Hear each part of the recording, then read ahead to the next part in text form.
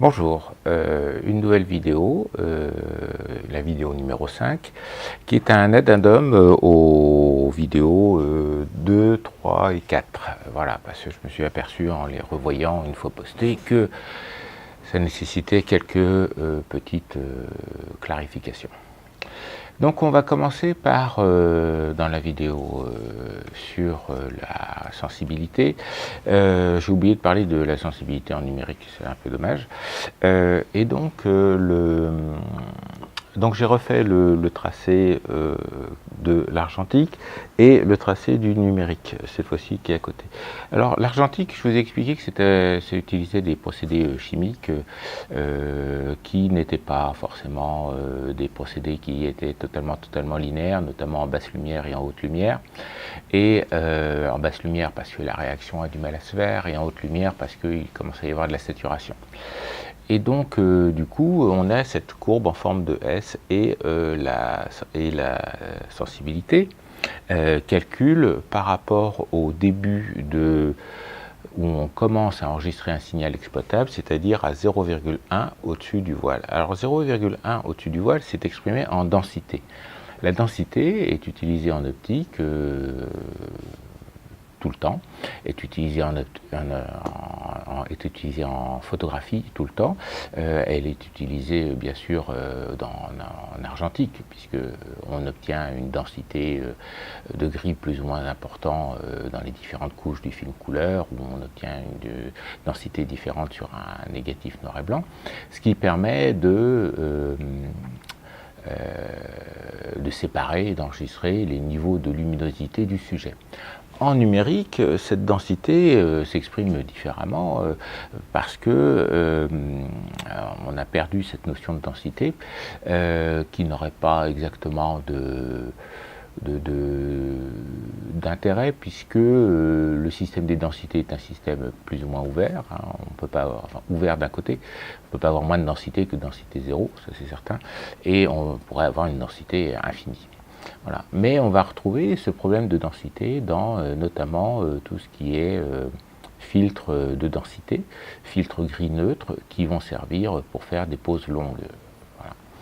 Chose qui est bien plus facile à faire en numérique aujourd'hui que on faisait bien plus facile à faire en numérique, oui, que de le faire comme on le faisait autrefois en argentique.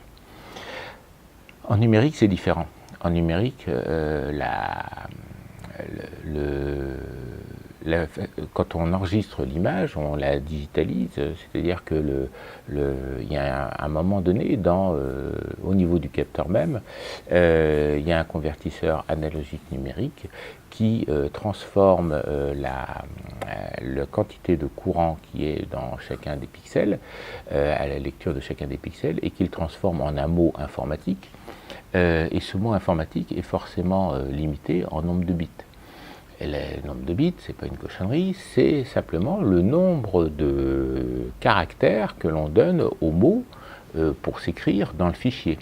Et donc, suivant que vous êtes en 10 bits, 12 bits, 16 bits, vous allez avoir un mot qui va être de plus ou moins grande longueur. De même qu'en argentique, on n'a pas exactement de possibilité d'aller vers le zéro, puisque le zéro est une limite, donc à part avoir des zéros partout, vous aurez des zéros partout. Il reste à savoir à quel niveau de luminosité ça correspond. Mais forcément, la valeur maximum, qui est la valeur maximum du mot, qui donc en numérique s'écrit avec des 0 ou des 1, eh ben c'est des 1 partout. Voilà. Et donc si vous écrivez un mot avec 10, 1, ça a une certaine valeur, et si vous en écrivez avec 12, c'est plus grand, et avec 14, c'est encore plus grand, et avec 16, c'est encore plus grand. Voilà.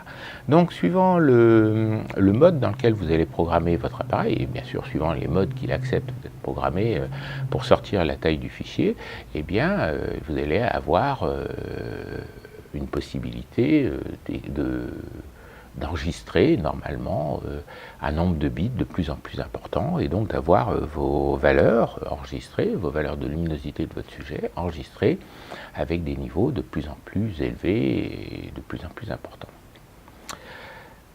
Toutefois, comme ça embrouille pas mal, Et puis surtout, c'est qu'on arrive sur des valeurs vraiment très très grandes.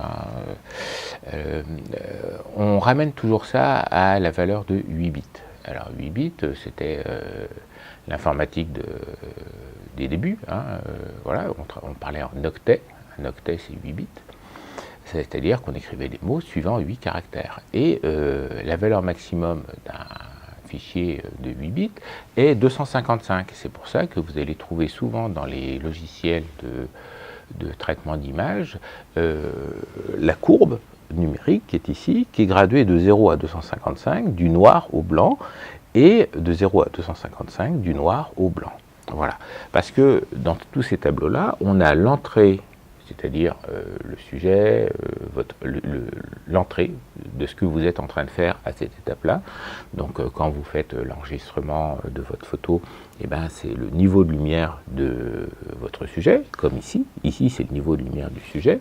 Et vous allez avoir en sortie l'étape d'après. Donc dans l'argentique, c'est l'enregistrement sur le film après développement, et en numérique, ça va être les valeurs dans le fichier. Donc à la prise de vue, vous entrez d'un niveau de lumière. Quand vous lisez le capteur, quand l'appareil lit le capteur et que le convertisseur analogique numérique écrit les mots, il va sortir des mots d'une différente taille en fonction de la luminosité. Et ça, en numérique, le gamma est à 1. C'est-à-dire que la pente est identique, c'est-à-dire que voilà, une certaine valeur est renvoyée par une valeur identique. Quand vous allez développer vos fichiers numériques avec un logiciel comme Rotherapy, c'est pas facile à dire, eh bien, vous allez avoir dans l'outil courbe cette boîte qui va s'ouvrir avec une valeur. On va avoir du noir là, du blanc là, du noir là, du blanc là. Et puis au début, vous avez une ligne qui barre le carreau complètement. Et puis vous allez pouvoir jouer pour lui donner une forme, pour amplifier les basses lumières ou au contraire amplifier les hautes lumières, changer le contraste et traiter votre image comme vous le voulez. Voilà. Donc la densité, pour en revenir sur la densité, sur le calcul de la densité est un log décimal. C'est le log décimal de la lumière incidente, les lux, lux c'est la lumière, fiat lux, la lumière, que la lumière soit, fiat lux, la lumière incidente divisée par la lumière transmise, en lux, et on prend le log décimal de ça. Et donc par exemple, si on a une intensité, par exemple dans le cas d'un filtre, un filtre qui, s'il avait 1000 lux en entrée, on en laisserait passer qu'un en sortie, et bien il aurait une densité de 3. Voilà, une densité de 3. De même, un filtre de densité qui enlèverait juste la moitié de la lumière, eh bien, on aurait 1000 et 500 et on trouverait log 10, on trouverait 0,3. Voilà. Donc là, bon, j'en parlerai un peu plus longtemps sur les filtres, mais vous allez retrouver ça facilement. Certaines marques utilisent cette notation-là pour donner la puissance des filtres. Donc des filtres de densité neutre faits pour faire les poses longues. Voilà. Donc ça, c'était pour tout ce qui était, tout ce que j'avais oublié de dire, d'abord sur la sensibilité en numérique et, les densités. Voilà. On continue dans les addendums. Donc l'addendum suivant, donc, je vous ai parlé des logarithmes. Alors les logarithmes, c'est quelque chose qui, c'est un outil mathématique qui a été trouvé par Neper, et d'où le nom de log népérien qui lui a été... Neper a inventé le logarithme, Neper n'a pas inventé le log népérien. Mais le log népérien a une propriété intéressante en physique et donc du coup on lui a donné son nom. Le log est juste un outil mathématique qui permet de transformer un nombre en un autre nombre et qui offre la particularité de rendre les multiplications faciles. Donc le logarithme était très utilisé pour le calcul parce que ça permettait de multiplier des grands nombres facilement en transformant ça en addition. À un tel point, c'est que quelques calculatrices encore de nos jours utilisent les logs en interne pour faire les calculs. Voilà, ce qui permet de voir, par exemple, une différence entre les calculatrices Hewlett-Packard et les calculatrices Casio, parce que les calculatrices Hewlett-Packard calculent en log, alors que les calculatrices Casio calculent en décimale.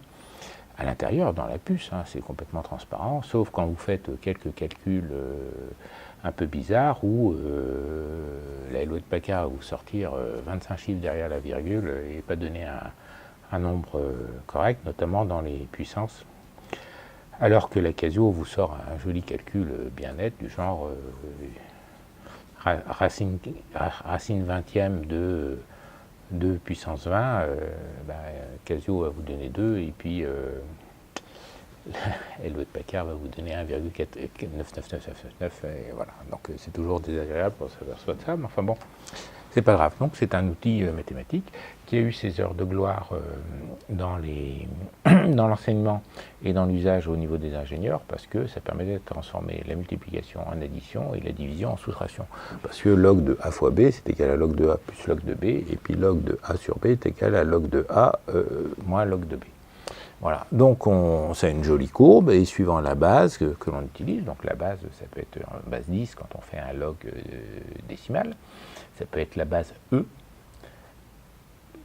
c'est 2,78, quelque chose comme ça, quand on utilise le log népérien, et puis ça peut être la base 2 quand on utilise ce qu'on appelle un log binaire. Le log binaire était très utilisé dans les années 60 pour faire les calculs de programmation, parce que ça permettait de calculer les changements d'adresse, de mémoire et des choses comme ça.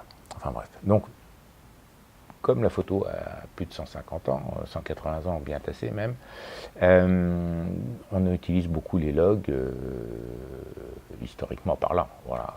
À part ça, c'est juste une touche de fonction dans la calculatrice. Mais on a vu que ça permettait de faire des vrais calculs sur des différences de diaphragme, des choses comme ça, parce que finalement c'est un changement d'échelle. Voilà. C'est un changement d'échelle d'un phénomène qui utilise un facteur 2 pour ce qui est la vitesse ou la luminosité, ou un facteur racine carrée de 2 quand on utilise les diaphragmes, par exemple. Voilà, donc il ne faut pas avoir plus peur que ça, c'est une touche sur la calculatrice quand on va faire des calculs. Autrefois, alors moi j'ai pas connu ça, mais mon frère qui avait juste 3 ans de plus que moi, à l'école, on lui avait fait acheter ce qu'on appelle une table de logarithme, qui est un bouquin où on sort les logs, et puis quand on cherche, quand on fait du calcul, eh bien on cherchait les chiffres pour faire dans la table, pour faire les additions et ainsi trouver le résultat, quoi. Voilà, c'est quoi. On est d'accord, c'est complètement passé de mode. Ça ne sert plus vraiment aujourd'hui,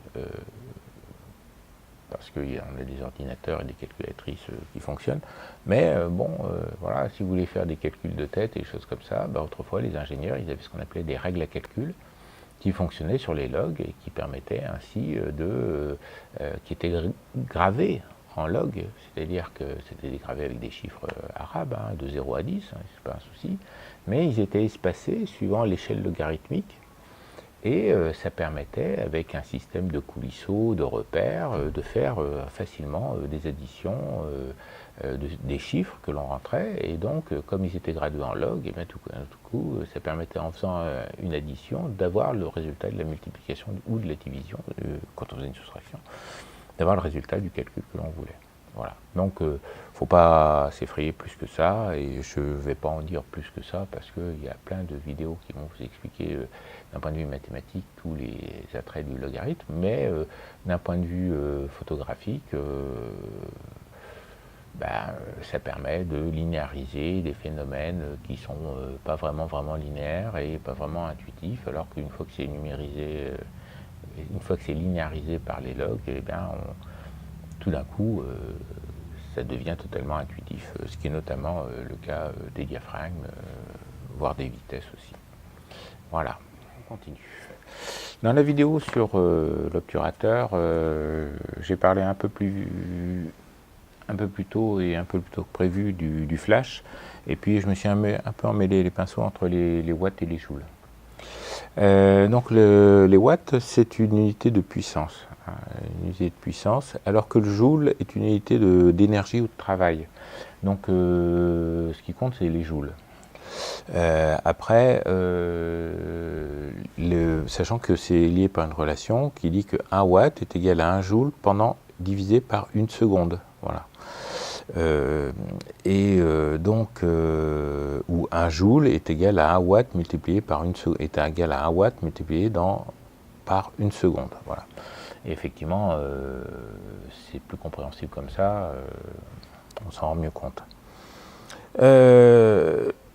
Et donc, l'idée du flash, c'est d'accumuler de l'énergie, donc finalement des joules. Et d'ailleurs, les flashs professionnels, les flashs de studio, ce sont des flashs dont on peut changer le réflecteur, qui est la partie avant qui forme la lumière, n'ont pas leur puissance donnée comme un nombre guide, comme les flashs compacts que l'on peut acheter, nous, amateurs, facilement, ou le flash intégré que vous avez dans votre appareil. Et donc, on utilise les joules. Voilà. Et donc, un flash Cobra de forte puissance pour un appareil amateur va faire dans les 40 joules, 50 joules, choses comme ça. Mais on ne le marque pas parce que c'est une unité que l'on ne peut pas manipuler facilement. Voilà. Mais pour vous comparer les puissances relatives, par exemple, si on prend juste avec un flash tout simple, un flash de 20 joules à peu près, donc ce sont des petits flashs très très courants il y a encore 10 ou 20 ans. Là maintenant, ça disparaît un peu. C'est-à-dire qu'on a un peu soit on a des très gros flashs, soit on a des flashs tout petits rikiki qui sont intégrés, des choses comme ça. Mais par exemple, si on prend une lampe de 100 watts, si on regarde quelle énergie fournit une lampe de 100 watts pendant 1/250e de seconde, et ben on va s'apercevoir qu'une lampe de 100 watts pendant 1/250e de seconde va vous fournir 0,4 joules. Voilà. Alors que si on prend un flash de 20 joules, et qu'on dit qu'il va émettre son flash pendant 1/250e de seconde, eh bien, lui, il va faire l'équivalent de luminosité, l'équivalent de travail, en admettant que les rendements soient identiques, des choses comme ça, d'un éclairage de 5000 watts. Voilà, donc c'est pour ça que le flash est finalement très difficile, c'est pas très difficile, mais demande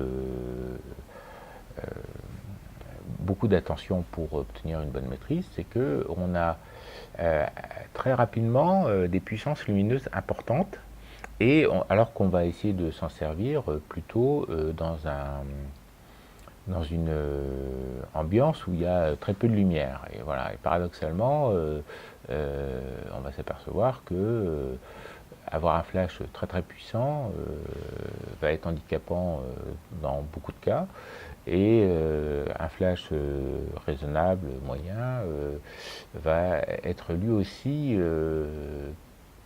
pénible à utiliser dans les autres cas opposés. Voilà. C'est-à-dire quand vous allez essayer d'amener juste une petite quantité de lumière, un petit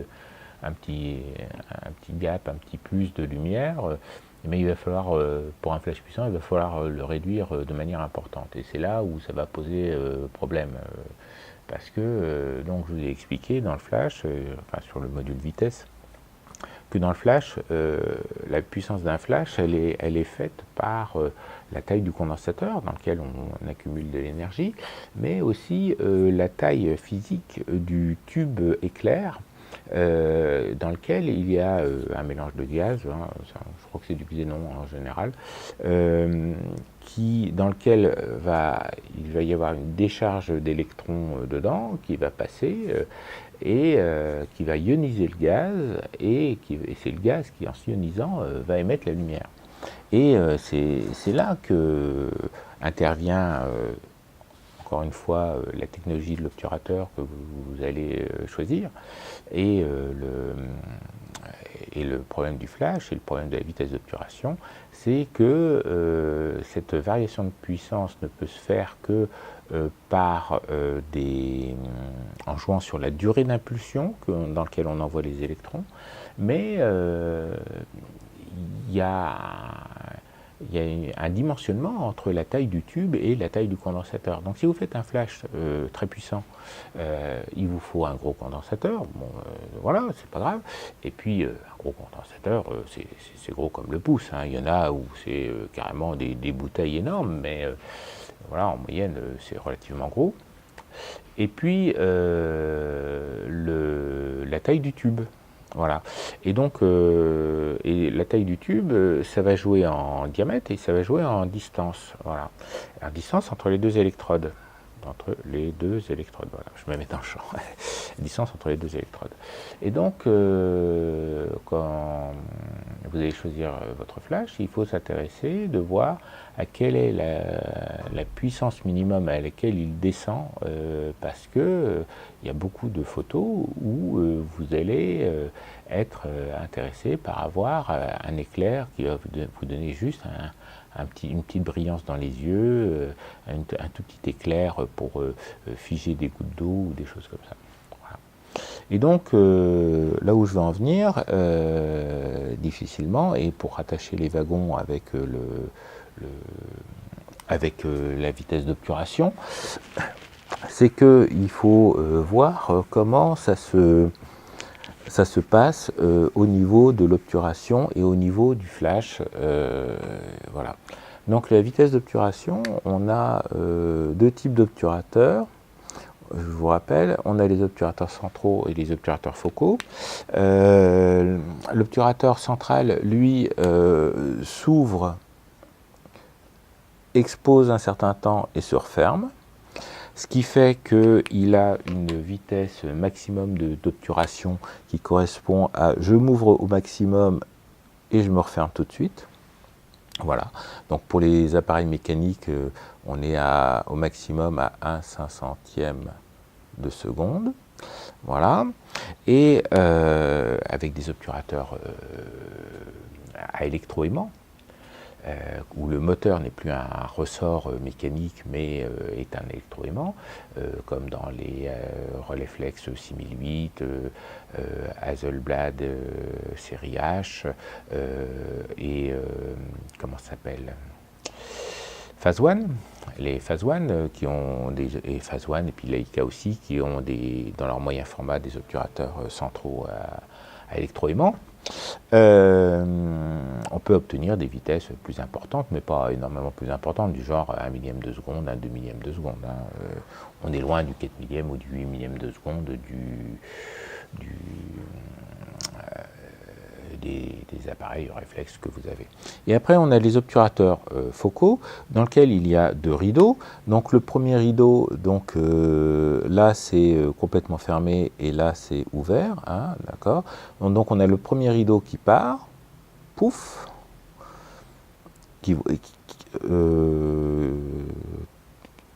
oui, je réfléchis à comment faire mon dessin par rapport à la suite. Donc on a le premier rideau qui part. Voilà. Et quand il arrive là, c'est qu'il est arrivé au bout de la fenêtre. Et après un certain temps, on a le deuxième rideau qui part. Voilà, le deuxième rideau, je vais le faire en bleu.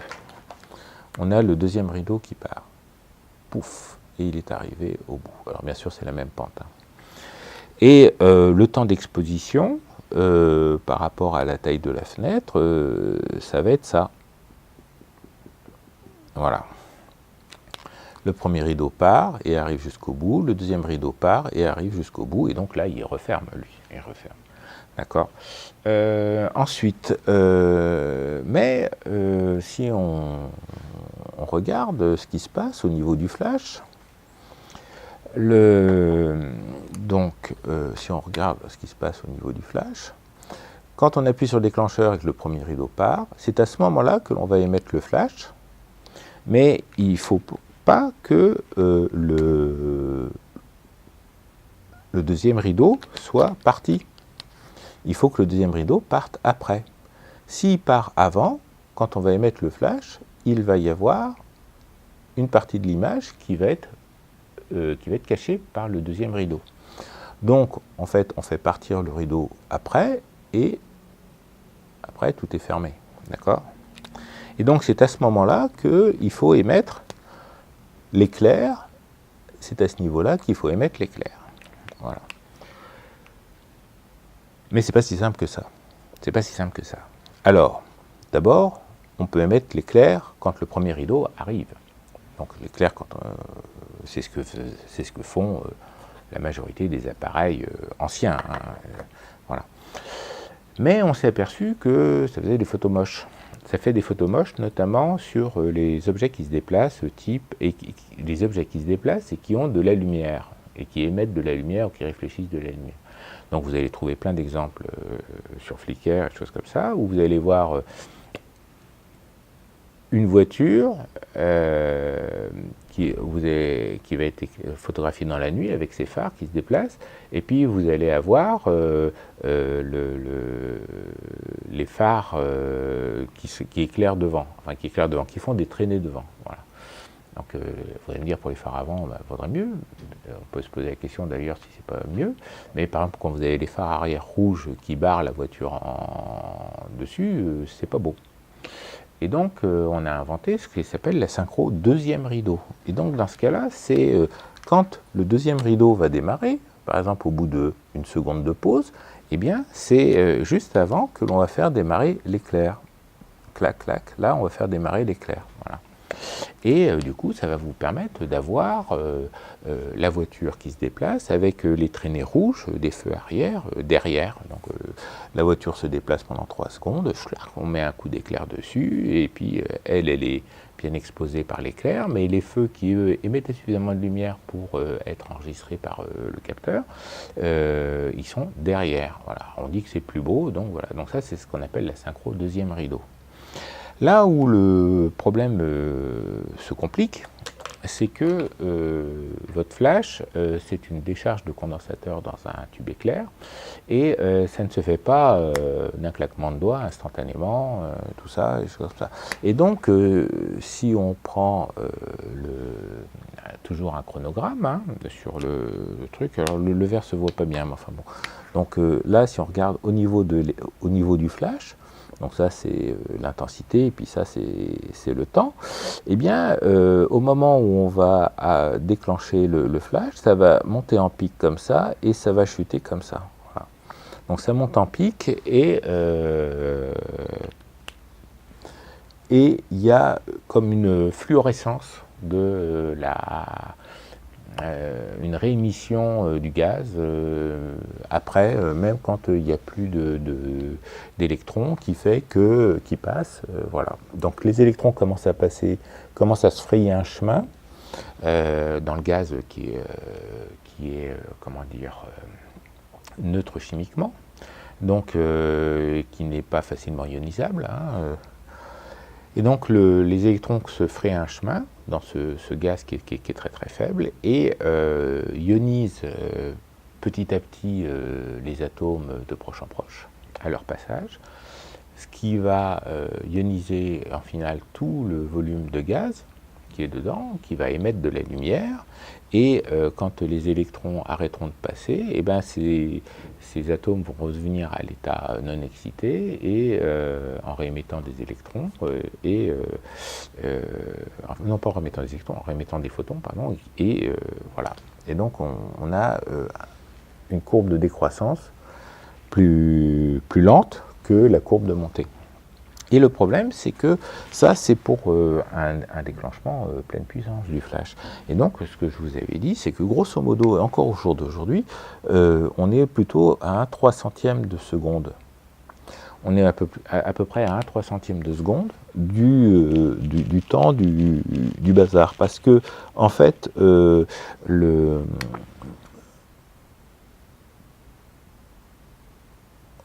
1 300e de seconde. Et donc, si on a un temps d'exposition qui est de 1 500e de seconde, eh bien, 1 500e de seconde, on va couper une partie de l'éclair. Voilà. Alors, c'est pas forcément très gênant parce que ce n'est pas non plus une grande surface que l'on va perdre. Hein. On va perdre, mettons, à peu près quelque chose comme ça. Donc, c'est pas forcément gênant dans le cadre de l'obturateur central. Dans le cadre de l'obturateur focal, il va de soi que c'est totalement gênant parce qu'il y a une partie du rideau qui masque l'image. Et donc là, si vous mettez un temps de pause plus court que la synchro X, ça ne fonctionne pas. Hein. Vous aurez une demi-image. Hein, voilà. Dans le cadre de l'obturateur central, si vous mettez un temps de pause plus court que la vitesse de l'éclair, vous allez avoir juste moins de lumière, mais vous aurez un système complet, une image complète. La variation de puissance dans le flash se joue sur la durée dans laquelle on émet des électrons, et puis le gaz, lui, il vit sa vie, il émet la lumière comme il peut.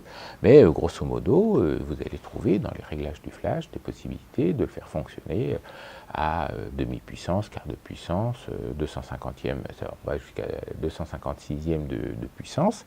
Voilà. Et donc ça se fait en coupant à un moment donné l'émission d'électrons, qui va donc couper l'émission de lumière, c'est-à-dire que si on coupe à ce temps t-là l'émission d'électrons, eh bien on va se retrouver avec une chute de lumière, grosso modo, comme ça derrière. Hein, voilà. C'est comme ça que l'on fait varier la puissance des flashs. Et en mode automatique, votre flash, lui, a une cellule qui regarde le sujet et qui va dire « j'ai assez de lumière, je coupe le courant » et voilà. Donc ça ne fonctionne que par passage, oui ou non, d'électrons dans le tube éclair. Voilà.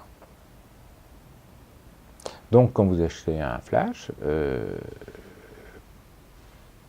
eh bien, ça vaut le coup de se poser la question de savoir est-ce que je suis intéressé ou non d'avoir un flash très puissant, mais que finalement je vais utiliser très très souvent en fraction de sa puissance, ou un flash peut-être moins puissant, mais que je vais utiliser sur une puissance plus longue.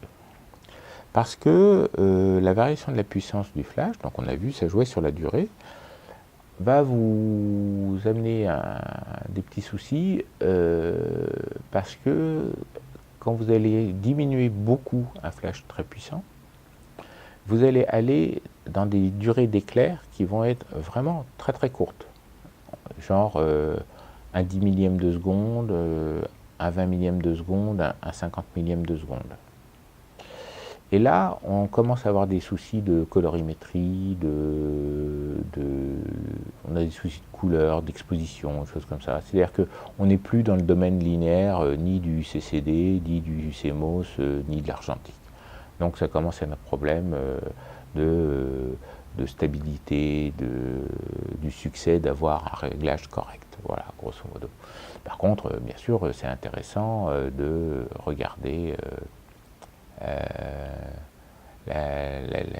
quand vous allez vous amuser façon de parler, si vous, par exemple, vous êtes intéressé pour photographier des oiseaux en vol, des insectes en vol et des choses comme ça, eh bien c'est peut-être intéressant justement de se dire tiens, avec mon flash, s'il est très puissant, que je le mets à sa puissance minimum, j'ai encore assez de puissance pour photographier mon insecte en vol parce que je suis relativement près.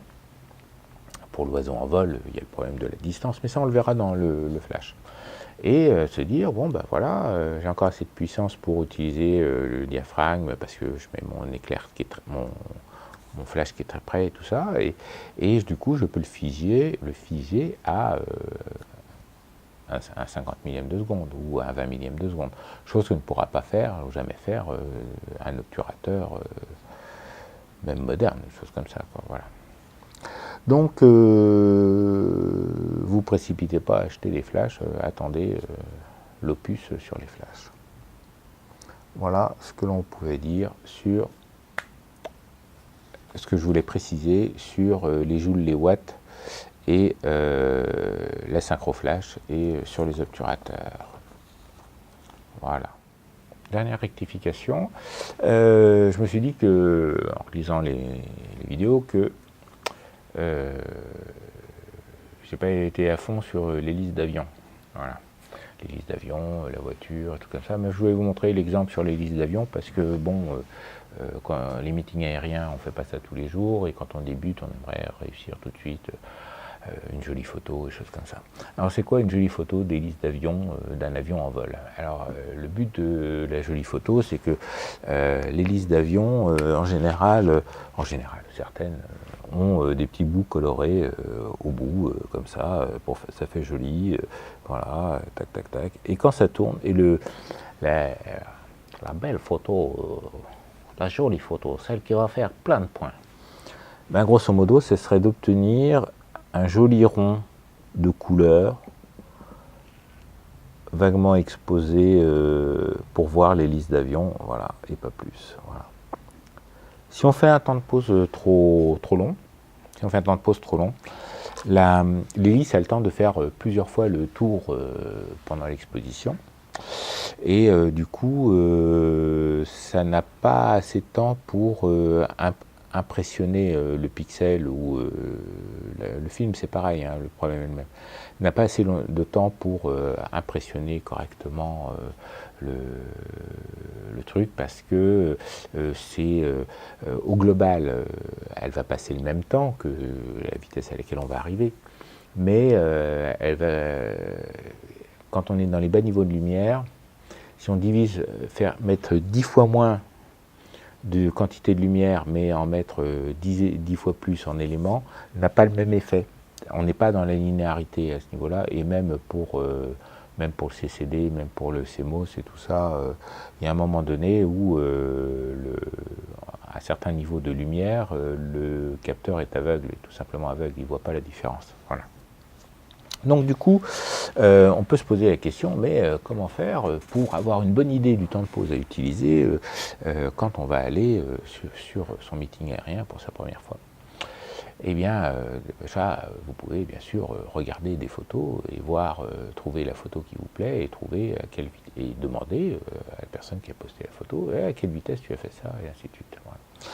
Et puis on peut aussi essayer de le calculer soi-même. Voilà. Donc j'ai fait mes petits devoirs, je suis allé sur Wikipédia et j'ai cherché le diamètre des hélices d'avion. Alors c'est pas évident parce que j'ai commencé par le Spitfire, sur la page du Wikipédia sur le Spitfire, il n'y a pas le diamètre d'hélice, et puis sur celle du P51 non plus, et ainsi de suite. Bon, j'ai juste trouvé le diamètre de l'hélice du Corsair, voilà, le Corsair F4U, et où ils disent bien que c'est la plus grande hélice des avions de cette époque-là. Alors, sachant que là, on parle d'un avion de guerre, professionnel, où il y a tous les moyens niveau pépette pour fabriquer l'avion et des choses comme ça. Donc les petits avions que l'on va voir, style les Jodel, les choses comme ça, ont des hélices plus petites. Et donc forcément, ça va jouer, mais je vais vous expliquer comment. Donc le Corsair a une hélice qui fait 4,4 mètres de diamètre. Voilà. Et c'est précisé que c'est la plus grande hélice des avions de cette époque-là, sachant que le Corsair, il a fait la Seconde Guerre mondiale. Hein. Et donc plus grande que le P51 et que le Spitfire. Moi j'avais en mémoire 3,80 m pour le P51 et le Spitfire qui ont vaguement les mêmes moteurs.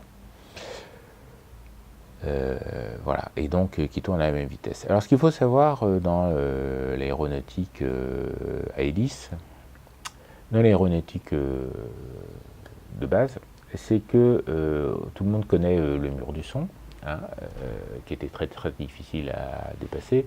Ce qu'on sait un peu moins, c'est que les problèmes commencent avec l'incompressibilité de l'air, puisque le mur du son, c'est l'air qui devient incompressible, donc il y a vraiment une barre à franchir, des choses comme ça.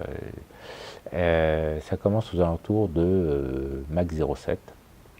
à peu près. Ce qui fait que si vous vous intéressez aux avions et que vous regardez, ben vous allez vous apercevoir qu'il y a une espèce de plafond de verre économique qui est aux alentours de 700 km/h à peu près, 700-750 km/h à peu près. Tout simplement parce que aller au-delà de cette vitesse-là commence à consommer beaucoup d'énergie, des choses comme ça.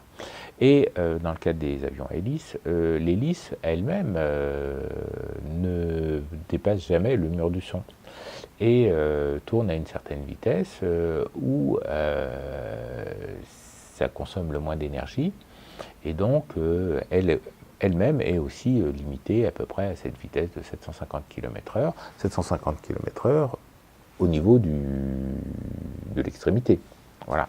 C'est pour ça que les hélicoptères, par exemple, ne vont pas au-delà de, grosso modo, 400 km/h, à peu près, soit vaguement à la moitié de cette vitesse de 700 km/h, parce que quand l'hélice tourne comme ça et que vous vous déplacez comme ça, eh bien, il y a une hélice qui va contre le vent, contre le déplacement, et une hélice qui va dans le sens du déplacement. Et donc, si on pousse le système au maximum, c'est-à-dire où l'hélicoptère se déplacerait à la vitesse de rotation du rotor, eh bien, l'hélice qui repart en arrière serait statique, et donc il n'y aurait aucune portance de ce côté-là, et l'hélice de l'opposé, elle, irait à 2 fois la vitesse du déplacement. Donc, à moins que votre hélicoptère veuille dépasser la vitesse du son, l'hélice qui vient vers l'avant, elle va de toute façon 2 fois plus vite elle va à sa vitesse propre, plus le déplacement de l'hélicoptère. Donc voilà pourquoi les hélicoptères ne volent pas vite, parce que l'hélice qui revient vers l'avant, elle va plus vite et elle ne peut pas dépasser cette vitesse-là. Et plus vous vous rapprochez plus vous égalez les vitesses, plus l'hélice qui repart vers l'arrière, elle ne se déplace plus et est immobile par rapport à l'air, et donc du coup ne porte pas. Donc vous avez un décalage de portance gauche-droite qui pourrait être préjudiciable. Donc si on en revient à nos calculs, donc nous avons une vitesse de 750 km/h, qui est grosso modo le maximum, qui fait à peu près 208 mètres par seconde.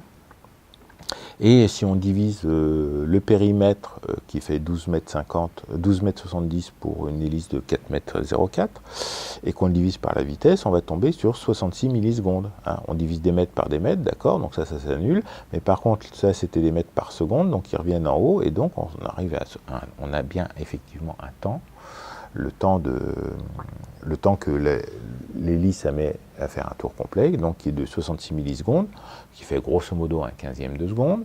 Et comme c'est une hélice à 3 pales, nous on va s'intéresser de trouver le temps pour qu'elle fasse un tiers de tour, donc ce qui va nous donner grosso modo un 45e de seconde. Voilà. Donc ce qui veut dire que, par exemple, si les calculs sont justes et si la valeur de 750 est juste, eh bien dès un 45e de seconde, on obtient la qualité du bouger qu'on voulait. Et donc on ne va pas forcément utiliser des vitesses très rapides. Donc qu'est-ce qui peut faire varier ça? Ce qui peut faire varier ça, c'est le pilote qui va mettre plus ou moins de gaz. Hein. Voilà, donc parce que vous avez 2 types d'hélices dans les avions. C'est pour ça que quand vous allez faire, et ça va être un peu le leitmotiv de la photo animalière, la photo de meeting aérien, la photo d'insectes, des choses comme ça n'est pas qu'un problème photographique, il faut connaître son sujet. Donc il faut faire ses devoirs, il faut s'intéresser à la chose, regarder sur Wikipédia, sur Google, sur les forums, s'intéresser aux avions, si vous voulez faire des meetings aériens autrement qu'en spectateur. Si vous voulez vraiment, c'est pas le mot juste, mais si vous voulez obtenir la plus belle photo que vous voulez, que vous pouvez vous offrir avec votre équipement, et voilà, ça se prépare un peu. Bon, sachant que plus l'hélice va diminuer en diamètre, plus le périmètre va être faible et plus la vitesse pourra augmenter, parce que la vitesse de rotation pourra augmenter. Voilà, la vitesse de rotation de l'hélice. Voilà. Mais grosso modo, finalement, avec ce calcul-là, on a une idée de la valeur la plus basse à laquelle aller pour une 3 pales, d'avoir une exposition correcte, d'avoir un cercle complet. Si on met une vitesse plus rapide, eh bien, qu'est-ce qu'on va avoir? On va avoir une fraction de ça. On va avoir une hélice qui va être un peu... si on met, par exemple, un 90e de seconde, eh bien, on va avoir juste... de là à de là, donc on va avoir 30 degrés de rotation d'hélice qui va être jolie, chose comme ça. Donc, renseignez-vous sur les avions que vous allez voir et photographier. Il y a du statique avant, en général. Le matin, c'est statique, et puis l'après-midi, donc statique, on peut voir les avions. Il y a les gens autour qui savent faire, on peut poser des questions. Et puis, voilà, donc vous posez la question, votre hélice, elle fait quelle taille? Et puis ça tourne à quelle vitesse? Et puis voilà. Donc, comme vous avez une idée déjà pour un exemple, et ben, vous pouvez facilement vous dire, quand il va passer, parce qu'il ne passe pas souvent, il passe 2 fois, 3 fois, 4 fois, grand max. Donc on ne peut pas, par la méthode essai-erreur, il faut être quand même très très réactif. Ben, vous allez pouvoir, ainsi de suite, comme ça, avoir une bonne idée de vos temps d'exposition, de vos vitesses d'obturation à mettre pour faire vos photos. Voilà. Je pense que ça conclut les imprécisions et les erreurs diverses que j'ai pu mettre dans les 3 premières vidéos. Si vous voyez quelque chose que vous voudrez voir éclairci, ou choses comme ça, mettez-le dans les commentaires. Voilà. Soyez éco pour essayer, comprendre et optimiser. Et faites des photos. Au revoir.